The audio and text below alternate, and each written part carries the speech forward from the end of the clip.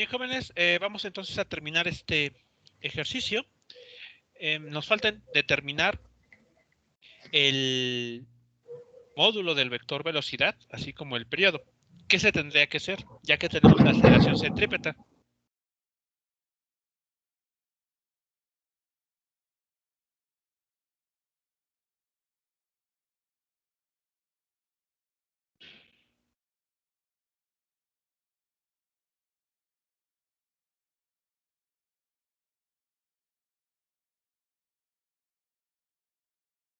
Bien, recordando, en este caso, que la aceleración centrípeta se relaciona con la velocidad con la que ese objeto está moviéndose a lo largo de la trayectoria circular. Y además, la dependencia que tiene la aceleración centrípeta con el radio del círculo, de aquí podemos obtener directamente el valor de esa velocidad. Y por otro lado, del periodo, aquí tenemos que este se encuentra a partir de considerar 2pi por el valor del radio con el que se mueve alrededor, bueno, el radio del círculo sobre el que se mueve la partícula, dividido por el valor de la velocidad. Así que aquí rápidamente ustedes pueden determinar esas dos cantidades que nos están haciendo falta.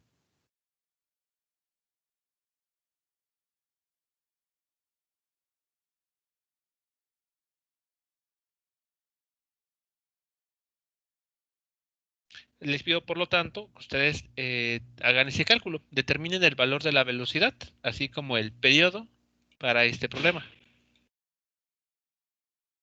sabiendo que el radio, por ejemplo, es igual a L veces el seno del ángulo teta, donde L es la longitud que tiene la cuerda.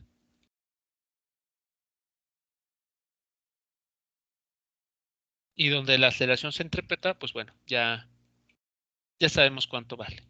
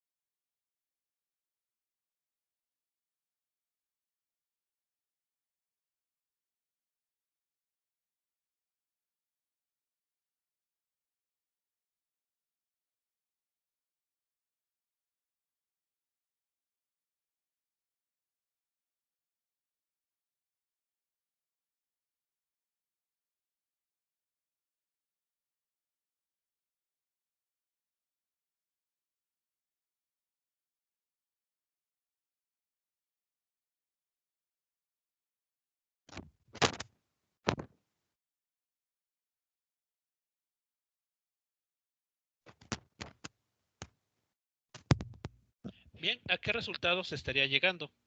¿Cuál será la expresión para la velocidad y el periodo para este problema?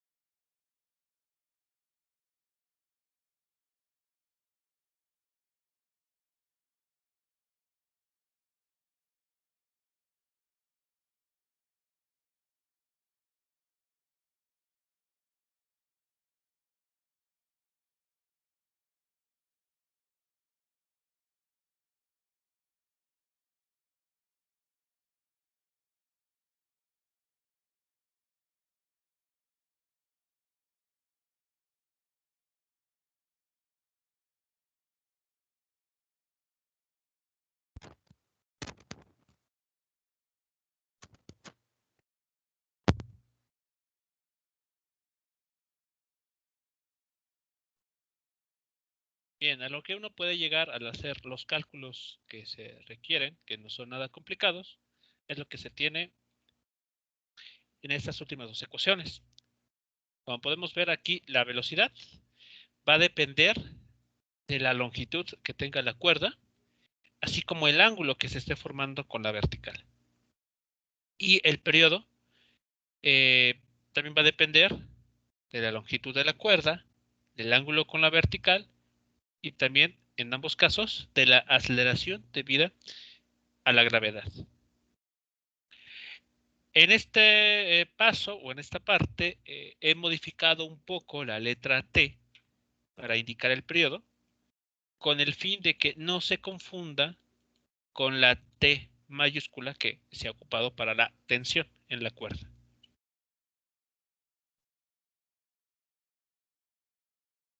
Así que para mantener, digamos, correctamente identificadas cada una de estas cantidades, se ha escogido una T poco distinta para representar el periodo de movimiento.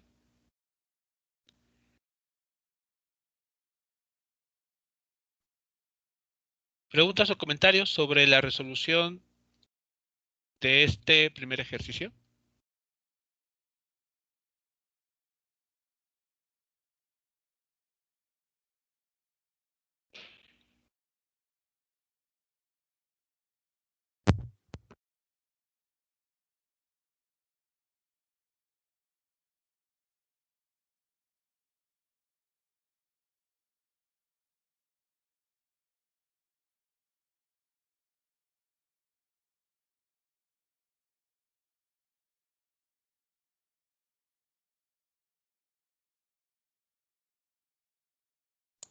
No, profe.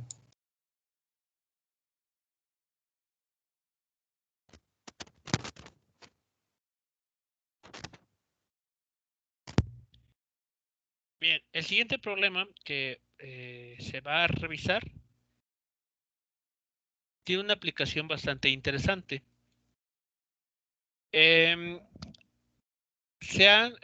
¿Ustedes han escuchado el término de peralte?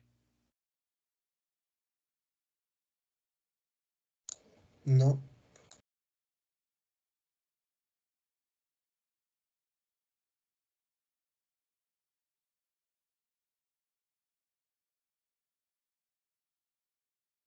Bien, una curva con peralte es, bueno, consiste en una sección dentro de una pista que tiene una cierta inclinación respecto al suelo. Y esto ocurre o se encuentra muy a menudo, por ejemplo, en las carreras profesionales. Por ejemplo, aquí, déjenme mostrar alguna figura.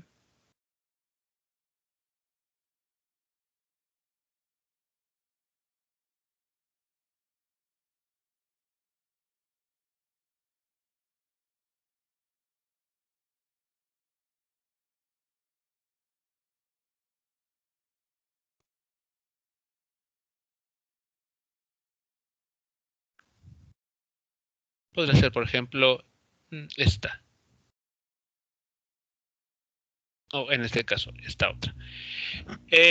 Si ustedes han jugado algún videojuego de carreras, tal vez han llegado a notar que durante el recorrido que se hace en este tipo de videojuegos, hay algunas regiones, y justamente las partes donde se toma una curva, en las que la pista adquiere una inclinación respecto a el suelo. A esa inclinación es la que se le conoce como ángulo de peralte. Y esa inclinación es útil. Veanlo, por ejemplo, así. Tenemos esta parte circular de una pista. Y bueno, lo que está sucediendo aquí es que la pista tiene esa inclinación para permitir que los automóviles o vehículos que viajan a una determinada velocidad en esa sección puedan transitarlo de forma segura. Ya que de no contar con esa inclinación, se corre el riesgo de que a grandes velocidades en esa curva los autos derrapen y pues digamos que salgan disparados de la pista. Entonces, para permitir que un objeto pase con seguridad esa trayectoria circular, se añade esa inclinación, ese ángulo de peralte. Por esa razón, por ejemplo, aquí observamos que en una pista de carreras se tiene ese ángulo con relación a la horizontal. Así que en ese tipo de pistas para transitar, no es arbitrario el tener esa inclinación. Tiene una razón de ser.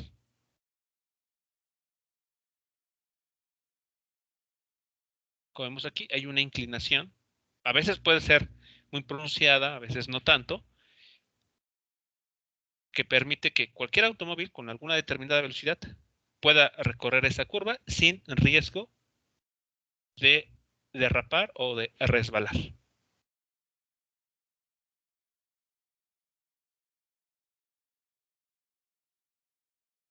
Y bueno, eso es lo que trata este problema. Aquí se nos comenta que un ingeniero civil quiere rediseñar la curva de la autopista de tal forma que un automóvil no tenga que depender de la fricción para circular la curva sin derrapar. ¿Esto qué quiere decir? Bueno, que un automóvil que se traslada a la rapidez diseñada debe poder superar la curva, incluso cuando el camino esté cubierto con hielo. Dicha rampa será peraltada, que lo que comentábamos significa que la carretera está inclinada hacia el interior de la curva. Suponiendo los valores numéricos para la rapidez diseñada y el radio de curvatura, nos piden determinar el ángulo de peralte. Entonces, la situación es esta. La pista, en esta parte, en esta sección circular, va a tener una inclinación respecto al suelo, dado por el ángulo θ. Ese es el ángulo de peralte. Como en este momento lo que tenemos que considerar como análisis es lo siguiente, tenemos la parte circular de la pista,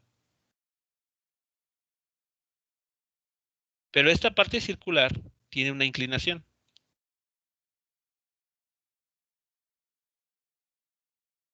Entonces, cuando el auto transite por esta vía circular e inclinada, va a experimentar una aceleración centrípeta, que como hemos visto, siempre va a apuntar hacia el centro de la trayectoria circular o del camino circular.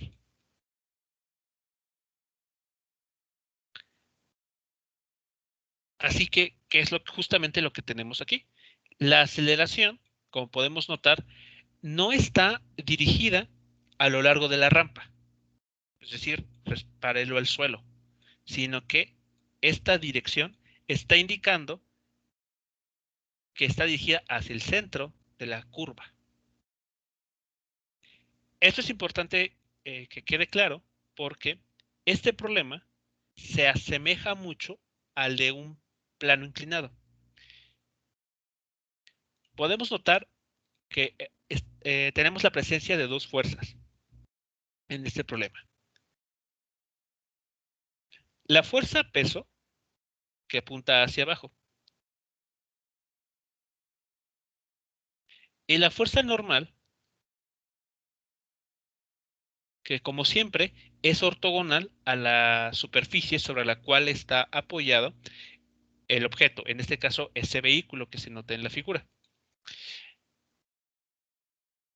Entonces, si recordamos la forma, el planteamiento para un caso de un plano inclinado, así,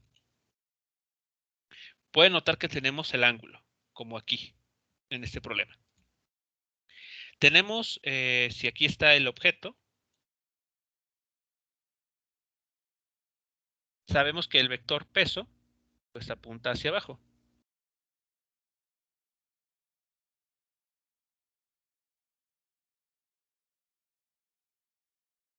Justo como este problema. Y el vector normal apunta así, está dirigido en esta dirección, haciendo 90 grados con la superficie del plano inclinado, así como esta imagen, este vector. Entonces, podemos notar que es muy parecido el esquema. La diferencia es que en un plano inclinado, el objeto va a moverse con una aceleración que está dirigida a lo largo de la superficie inclinada, que es ese vector de color verde. Esa sería la aceleración para un problema de plano inclinado. Aquí no es lo que está sucediendo. Aquí la aceleración está dirigida de esta forma.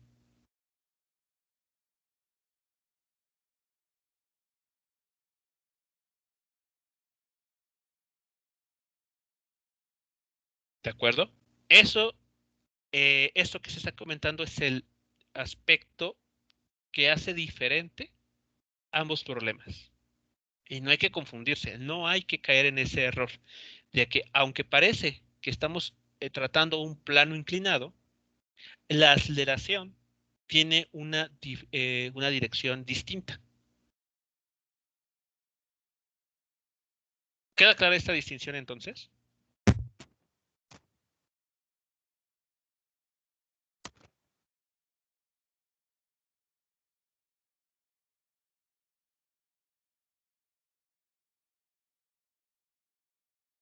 Sí.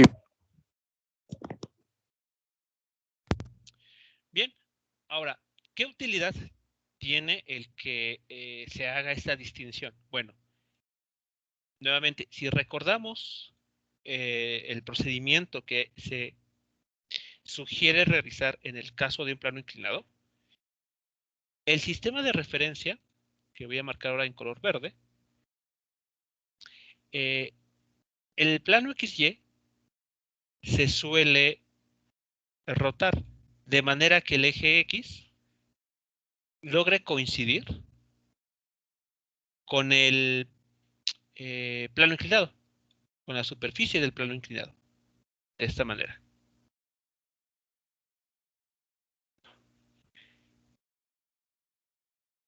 Pero en esta situación específica, para este problema, no conviene hacer eso, sino que en esta ocasión, el sistema de referencia, el plano XY, se tiene que construir de forma, digamos, habitual, como lo hemos hecho siempre, que es el eje X de forma paralela al suelo y el eje Y de forma ortogonal a ese primer eje.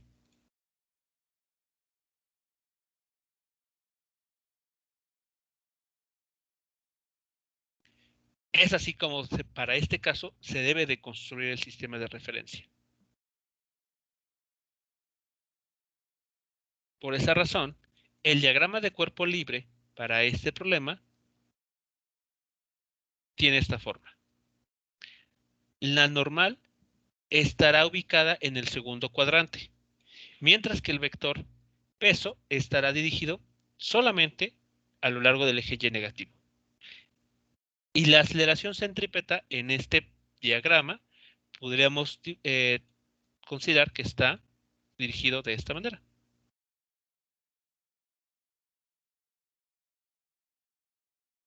Queda a lo largo del eje X negativo.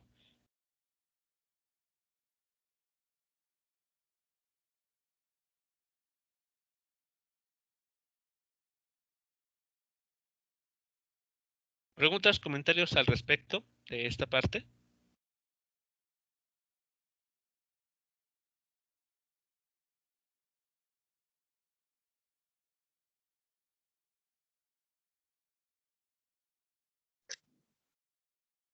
Está bien, profe.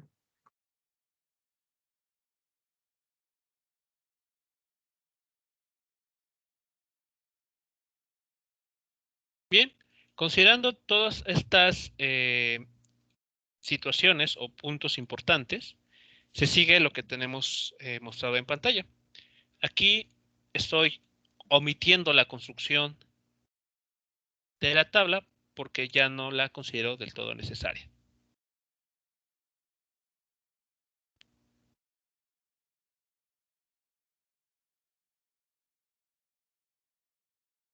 En la primera columna que se está mostrando, estamos escribiendo las ecuaciones que surgen de analizar las fuerzas que están actuando en cada uno de los ejes. En el eje X, podemos ver directamente el diagrama de cuerpo libre, tenemos solamente la componente X de la normal. Entonces, la componente X de la fuerza normal es la responsable, en este problema, de la aceleración centrípeta. Y como podemos ver, tanto la componente X como la aceleración apuntan en el eje X negativo. De ahí que tengamos estos dos signos en cada término. Por su parte, la componente Y del vector de fuerza normal menos el vector peso suman 0. Porque lo que estamos aquí indicando es que mientras este vehículo se va desplazando por esa sección circular de la pista, no va experimentando un movimiento vertical, es decir, no hay baches. Es una pista perfectamente lisa. Entonces, no estamos considerando ninguna aceleración en esa dirección. Los siguientes cálculos son muy similares a los que se hizo a los que se implementaron en el ejercicio pasado, el del péndulo cónico. Despejamos el valor de la fuerza normal, por su parte despejamos el valor de la aceleración centrípeta, sustituimos la ecuación que tenemos arriba en la ecuación que está abajo, llegamos a esta expresión, y después recordamos o tomamos en cuenta que la aceleración centrípeta es proporcional al cuadrado de la velocidad e inversamente proporcional al radio del círculo. Y como en esta ocasión estamos interesados en determinar el ángulo de peralte, pues basta con despejar de esta ecuación el ángulo θ y se encuentra lo que ahí aparece.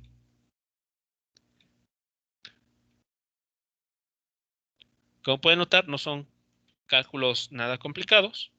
Es esencialmente lo mismo que se hizo en el problema anterior, con la diferencia de que ahora estamos queriendo despejar el ángulo θ, el ángulo que en este caso se conoce como ángulo de peralte.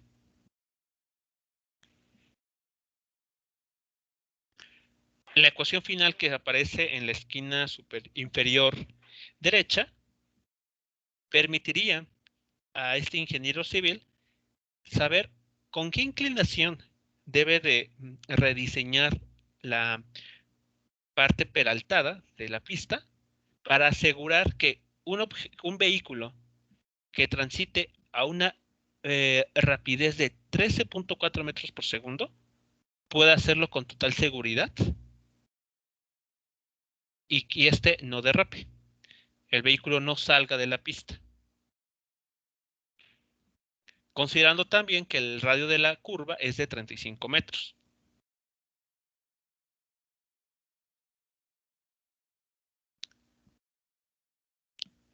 ¿Pregunta, comentarios sobre este problema?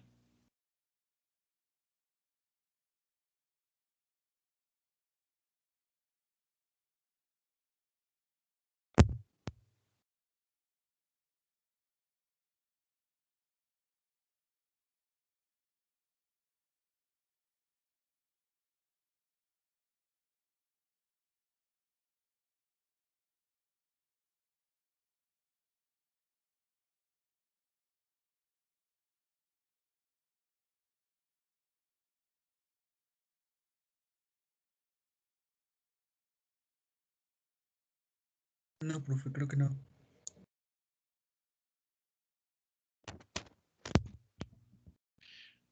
Ok, bien. En este problema, por las propias especificaciones del enunciado, asumimos que no hay fricción. De hecho, el problema sí lo indica. Este ingeniero civil quiere rediseñar la pista para que un automóvil que pase por esa curva peraltada pueda transitar e incluso en un caso en el que exista hielo, ¿no? Que la pista esté cubierta por una capa de hielo. Y eso, pues lo pensamos con detenimiento, no está tan alejado de la realidad. Sabemos que varias vías, por ejemplo aquí en el país, transitan por regiones en las que por disminución de la temperatura en épocas invernales, se puede llegar a formar una capa de hielo sobre la autopista. Entonces, imaginándonos ese hecho, el problema pues no está tan alejado de la realidad. Puede ocurrir que una pista o autopista pueda ver disminuida su fricción debido a que por disminución de la temperatura se forma una capa de hielo. Pero ahora, ¿qué sucede si la pista en cuestión no necesariamente está en una región donde tengamos este tipo de situaciones? Bueno, cuando un automóvil transita por una vía peraltada,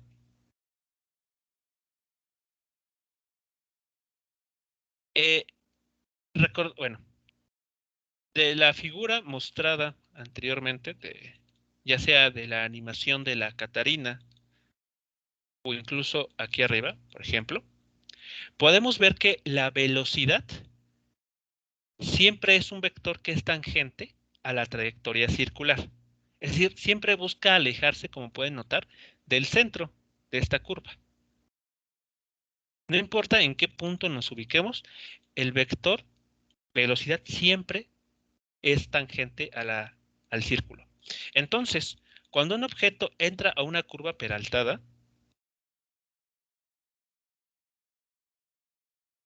el vector velocidad siempre va a estar apuntando de forma tangencial.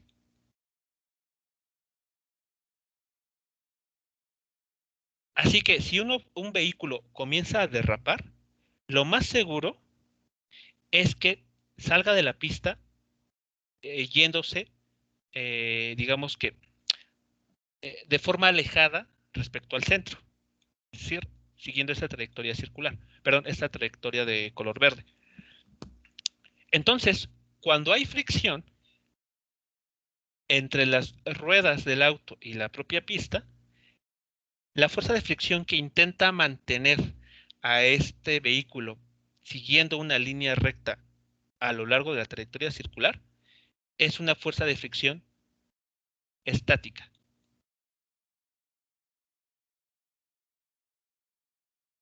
Que va a estar apuntando hacia el centro de la trayectoria circular, pero, como podemos notar, paralela a la superficie de la pista. ¿De acuerdo? Entonces, algo que hay que tomar en cuenta a la hora de analizar o de considerar el problema con fricción. Y justo en ese sentido,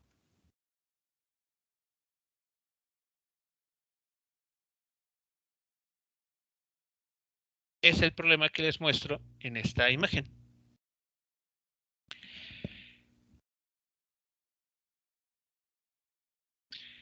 En este problema, que se titula Auto en una curva con peralte, se comenta lo siguiente.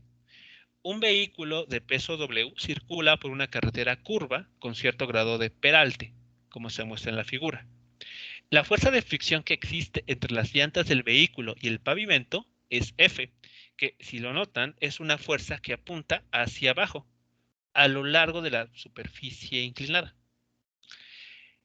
Y nos preguntan, ¿cuál ha de ser la velocidad máxima con la que podrá circular dicho vehículo para que éste no derrape saliéndose de la carretera?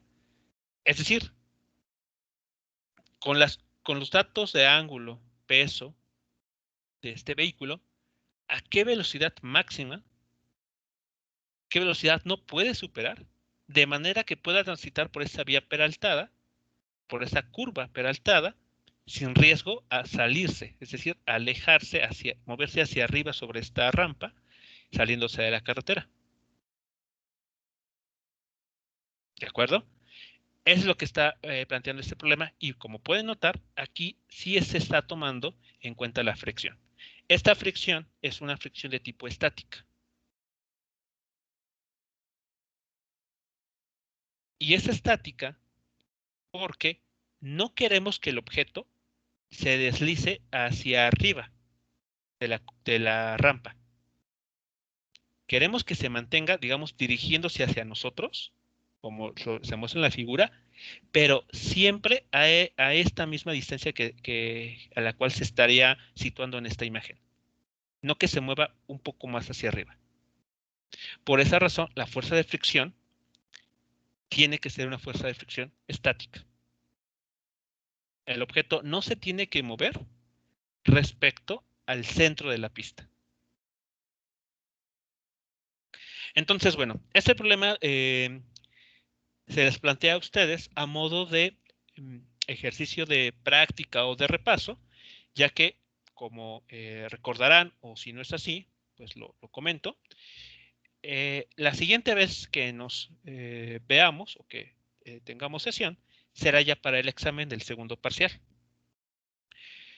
La siguiente semana tendremos solamente una clase de 1 hora y media y el día jueves, dentro de una semana, será el examen del segundo parcial. Y el examen del segundo parcial abarcará desde la multiplicación de vectores, producto escalar, producto punto, hasta dinámica, hasta este tema que vimos el día de hoy, pasando claramente por los temas de cinemática. Así que, bueno, este ejercicio, pues, puede servirles para practicar esta última parte del movimiento circular y también este otro ejercicio. Aquí la situación es de una pequeña esfera de masa m que se coloca en el interior de un cono. Este cono tiene 30 centímetros de altura. Dicho cono se pone a girar alrededor de un eje vertical.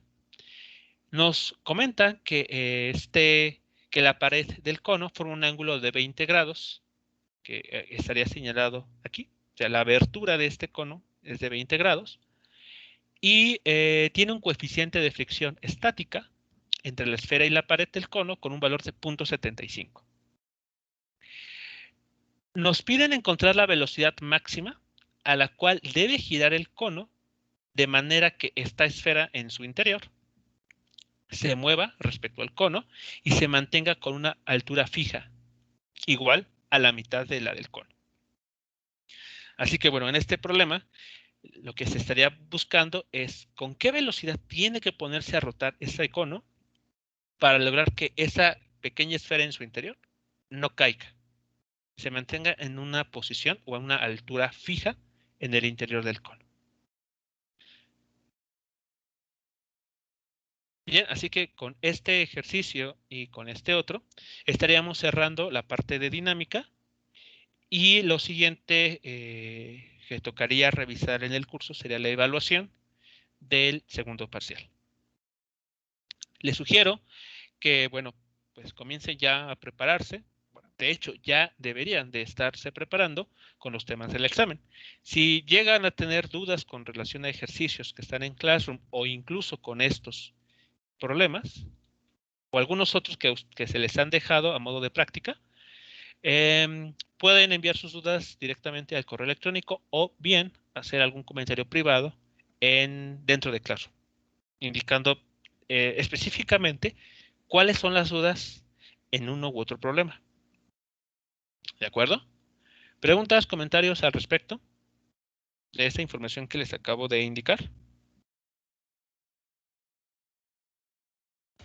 No, profe. ¿Ok? Bien, jóvenes, pues si no hay nada más por comentar al respecto, ya sea de estas indicaciones sobre el tema visto el día de hoy o bien sobre la actividad opcional que se finaliza el día de mañana, podemos dar por terminada la sesión de este día.